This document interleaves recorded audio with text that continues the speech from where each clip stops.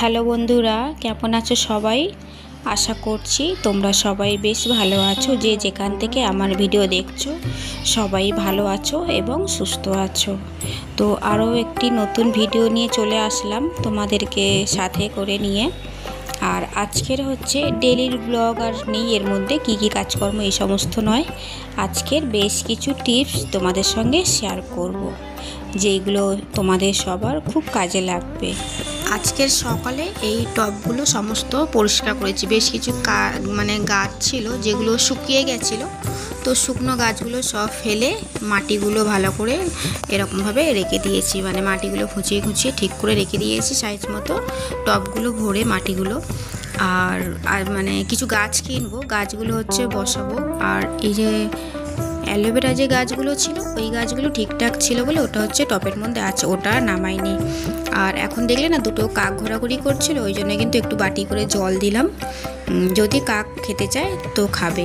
আরও একটা টবে আমাদের গাছ আছে, ওই গাছটা কিন্তু নামাইনি। যেইগুলো ভালো আছে সেইগুলো আর নামাইনি, যেটা নষ্ট হয়ে গেছে গাছগুলো শুকিয়ে গেছে সেই গাছগুলো ফেলে মাটিগুলো ভালো করে খুঁচিয়ে রেখে দিয়েছি, জল দিয়ে নরম করে কিন্তু রেখেছি। কারণ গাছটা যখন আনবো তো নরম থাকলে তাহলে ছুরি দিয়ে একটু করে কিন্তু গাছটা বসাতে বেশ সুবিধা হবে।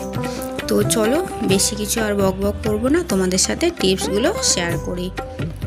যে টিপসগুলো তোমাদের সাথে শেয়ার করব, তোমাদের যদি একটু কোথাও ভালো লেগে থাকে তাহলে কিন্তু কমেন্টের মাধ্যমে জানিও। আর চ্যানেলটাকে সাবস্ক্রাইব করে পাশে থেকো। আর ভিডিও ভালো লাগলে একটা লাইক করে বন্ধুদের সঙ্গে শেয়ার করে দিও। চলে আসলাম আমি টিপস নাম্বার 1-এ। তো এটা হচ্ছে তোমাদেরকে যেটা দেখাচ্ছি, এটা হচ্ছে যদি আমরা আগের দিনে বিকালে বা সন্ধ্যার সময় ফ্রি টাইমে থাকি, আমরা ওই সময়টা যদি আমরা সবজিগুলো কিন্তু যদি কেটে আমরা এইভাবে টিফিন বক্সে ভরে গুছিয়ে রেখে দিই ফ্রিজে, তাহলে কিন্তু পরের দিন রান্না করতে খুবই ইজি হয়ে যাবে। শুধু পরের দিন কেন, এইভাবে সবজি কেটে রাখলে কিন্তু আমরা এক সপ্তাহ এইভাবে কিন্তু ফ্রিজে স্টোর করে রান্না করতে পারি। আমরা যদি ফ্রি টাইম বুঝে যদি এইভাবে সবজি কেটে যদি ফ্রিজে স্টোর করে রাখতে পারি তাহলে কিন্তু এক সপ্তাহ ভালো মতোই থাকবে, এটা কোনো নষ্ট হবে না। তবে হ্যাঁ, এটা কিন্তু আমরা ধোবো না, আমরা জাস্ট সবজিগুলো কেটেই ফ্রিজে রেখে দেবো। আর এইভাবে কিন্তু টিফিন বক্সেই ভরে রেখে দেবো। কেটে যদি আমি ধুয়ে রাখি তাহলে কিন্তু পচে যাওয়ার বা নষ্ট হয়ে যাওয়ার চান্স থাকে। আমরা যদি না ধুয়ে রাখি তাহলে কিন্তু এক সপ্তাহ 10 দিন বেশ ভালোই থাকবে সবজি। আর বাজার থেকে সবজি আনার পরে কিন্তু আমরা তো সবাই সবজি ধুয়ে তারপরে কিন্তু ফ্রিজে স্টোর করি, তো সেই জন্য এখন আর ধোবো না, রান্না করার সময় সবজিগুলো ধুয়ে নেব। এবার আসলাম টিপস নাম্বার 2-তে। আমরা যদি ভাত এইভাবে নেড়ে খুন্তিটা যদি সাইডে কোথাও রাখি, আর ডেকচি বা হাঁড়িতে যাতেই ভাত করি না কেন, তো এইভাবে যদি পুরো খালি রেখে দিই তাহলে কিন্তু ভাত ফুটে ফুটে কিন্তু পড়ে যায়, আশপাশের গ্যাসটাও কিন্তু পুরো নষ্ট হয়ে যায়। তো আমি কি করি, যেটা হলো ভাত আমরা নাড়বো ঠিকই, কিন্তু খুন্তিটা ভাতের উপরে এইভাবে যদি আমরা রেখে দিই যতক্ষণ না ভাত কমপ্লিট হচ্ছে, তো দেখো গ্যাসটা কিন্তু পুরো জ্বলে আছে, তবে ভাত ফুটছে কিন্তু ভাত ফুটে একদমই পড়ে যাবে না। খুন্তিটা আমাদের এইভাবে রাখতে হবে। এবার আসলাম টিপস নাম্বার 3-তে। আমরা যদি সবজি বা আলু যে কোনো কিছু মানে ছাড়াই বা কাটি না কেন, এইভাবে নিচে যদি কোনো ব্যাগ বা পলিথিন বা কোনো পেপার যদি আমরা পেতে রেখে যদি এইভাবে যদি আলু ছাড়াই, তো নিচে কিন্তু একদমই নোংরা হবে না। চট করে কিন্তু এক চান্সে কিন্তু এটা তুলে একদম পরিষ্কার করে নিয়ে কিন্তু ডাস্টবিনে ফেলে দেওয়া হবে। তো চলো কিভাবে আমি করছি সেটা তোমাদের সঙ্গে শেয়ার করলাম। আলুগুলো তো সব আমার ছাড়ানো হয়ে গেছে, তো ওটা আমি কিন্তু বাটিতে তুলে নিলাম।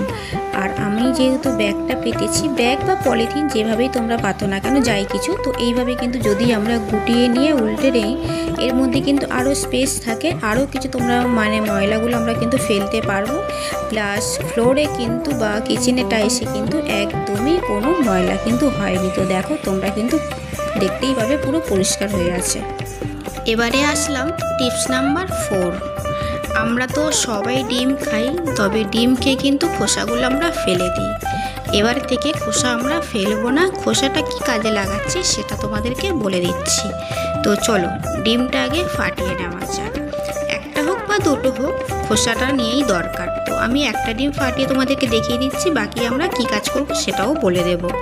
তো আমাদের এখন বেসিক্যালি ঘরে কিন্তু কিচেনে হোক বা রুমে হোক টিকটিকে থাকে, তবে এই খোসা যদি আমরা সেই জায়গায় রেখে দেওয়া হয়, রেখে দিতে পারি, তাহলে কিন্তু টিকটিকে একদমই থাকবে না। কিচেনে তো থাকবেই না, রুমে যদি রাখতে পারি সেটাও কিন্তু থাকবে না। এই খোসাটা যদি আমরা রেখে দিই যে জায়গায় রাখবো, আশেপাশে একদমই টিকটিকে থাকবে না, আমরা কিন্তু আর কখনো টিকটিকে দেখতে পারবো না। এই টিকটিকে থাকা মানে খাবার নষ্ট করে, ঘরও নোংরা হয়। এবারে আসলাম টিপস নাম্বার 5।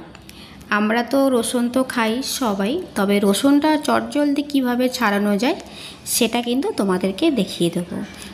আমি কিন্তু নিচে একটা কাপড় পেতে রেখেছি, যে কোনো কাপড় বা পেপার পেতে রাখতে পারি আমরা।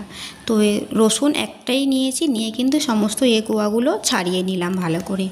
তো চলো তোমাদেরকে দেখিয়ে দিচ্ছি, খুব তাড়াতাড়ি খুব সহজে কিন্তু আমরা খোসাগুলো ছাড়িয়ে নিয়ে রান্না করতে পারবো।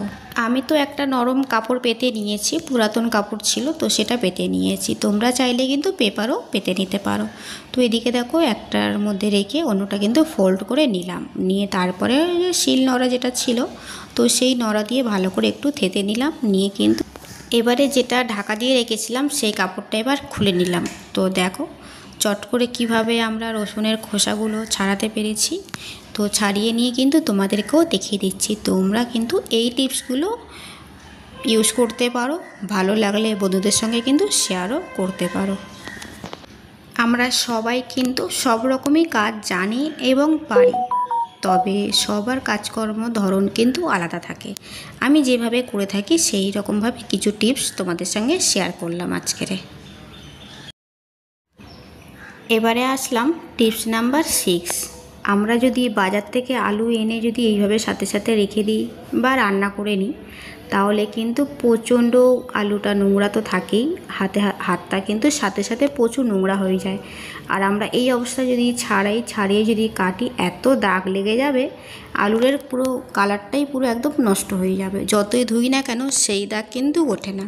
তো চলো তোমাদেরকে একবার ট্রাই করে দেখিয়ে দিচ্ছি যে আলু ধোয়ার পরে কেমন কাটলে দেখায়, আর আলুটা যদি না ধুয়ে আমি কাটি তাহলে কেমন দেখাবে। তো দুটোই কিন্তু তোমাদেরকে দেখিয়ে দেবো। এটা হচ্ছে আলুটা ধুইনি, বাজার থেকে আনা শুদ্ধ আলু, জাস্ট ছাড়ালাম, ছাড়িয়ে তোমাদেরকে দেখাচ্ছি। আর এই আলুটা হচ্ছে আমি ছাড়িয়ে নিয়ে মানে আগে ধুয়ে নিয়েছি, ধুয়ে নিয়ে কিন্তু ছাড়াচ্ছি, ছাড়ানোর পরে দেখাবো দুটো ডিফারেন্স কতটা কি আছে।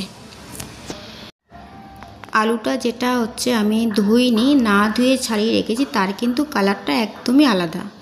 আর এটা যখন আমি কেটে রান্না করব না, তখন ধোয়ার সময় কিন্তু এতটা নোংরাটা উঠবে না, তবে ওই আগে ধুয়ে নিলে কিন্তু চট করে কিন্তু ময়লাটা উঠে যাবে। তো দেখো দুটো ডিফারেন্স কীরকম। এবারে আসলাম টিপস নাম্বার 7।